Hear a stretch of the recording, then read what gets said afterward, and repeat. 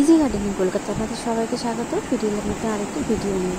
তো কালকে দেখুন এই 3 জন হনুমান আমার বাড়িতে ঢুকে যায় ঘরের মধ্যে দোতলার উপরে।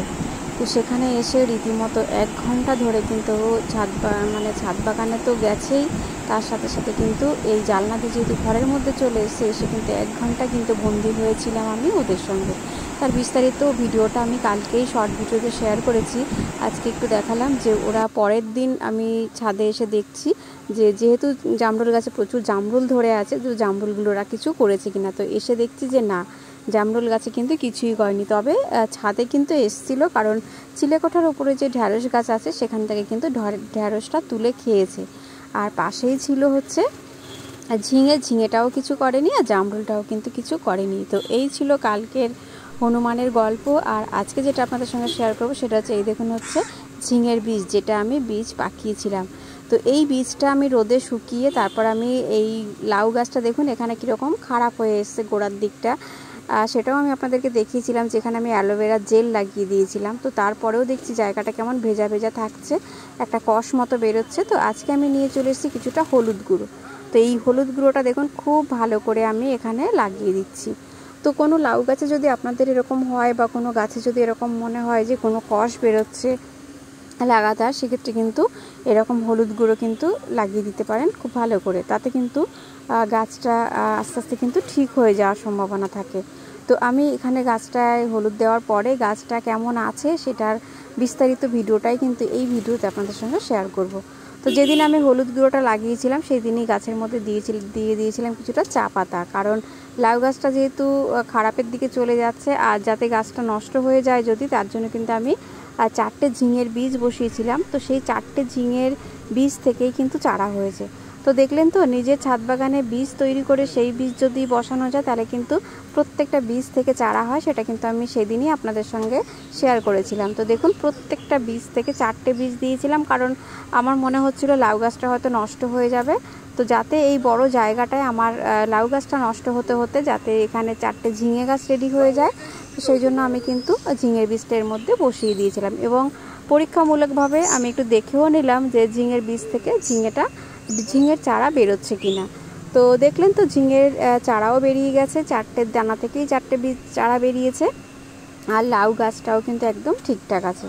তো এবারে চলুন আরও 2-1 দিন বাদে আমি ভিডিওটা আবার নিয়েছি। এই দেখুন চারাগুলো অলরেডি কিন্তু বড় হতে শুরু করে দিয়েছে, সেকেন্ড পাতা বেরোতে শুরু করেছে।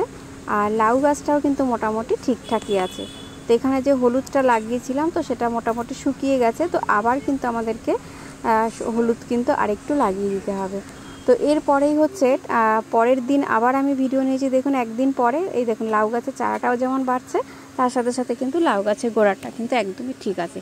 তবে এবার কথা হচ্ছে লাউ গাছটা তো ঠিকই আছে আপাতত, কিন্তু ঝিঙে গাছটা এখান থেকে তুলে নেব কিনা সেটাই চিন্তা করছি। তবে ভাবছি আর কয়েকদিন থাকুক এখানে, যখন আবার দেখবো টানা বৃষ্টি হবে তখন আমি এখান থেকে ঝিঙে গাছগুলো তুলে দেবো। আর লাউ গাছটা কিন্তু আবার নতুন করে শাখা পোশাক বেরোতে শুরু করেছে।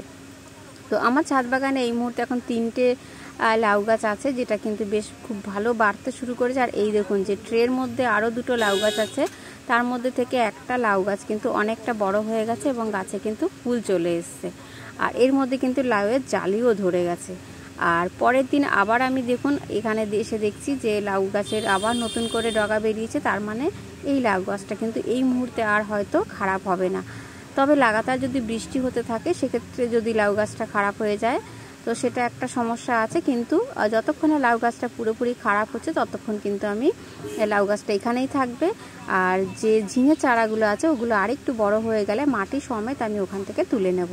তো এইভাবে দেখুন একটু রান্নাঘরের হলুদ দিয়েও কিন্তু আমাদের গাছপালাগুলোকে কিন্তু আমরা ভালো রাখতে পারি। কারণ আমি আমার ছাদ বাগানে সবসময় চেষ্টা করি ঘরোয়া পদ্ধতিতেই সব কিছু করার, গাছের যত্ন করা, গাছের সমস্ত রকম কেয়ার করার।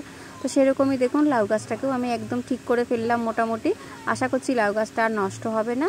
আর এবারে কিন্তু এই লাউ গাছের জালি ধরতে শুরু করেছে। এবারে আশা করছি লাউ গাছের ফলন পেতে শুরু হয়ে যাবে। তো আপনারাও কিন্তু সহজ পদ্ধতিতে কিন্তু ছাদ বাগানে অবশ্যই লাউ গাছ লাগিয়ে ফেলতে পারেন, কারণ লাউ শাকের কিন্তু ভীষণ উপকার। লাউ শাক খেতেও যেমন ভালো লাগে, যদি কোনো কারণে লাউ গাছটা খারাপও হয়ে যায় তাহলে অন্তত ডগা পাতাটা কিন্তু আমরা ব্যবহার করতে পারি।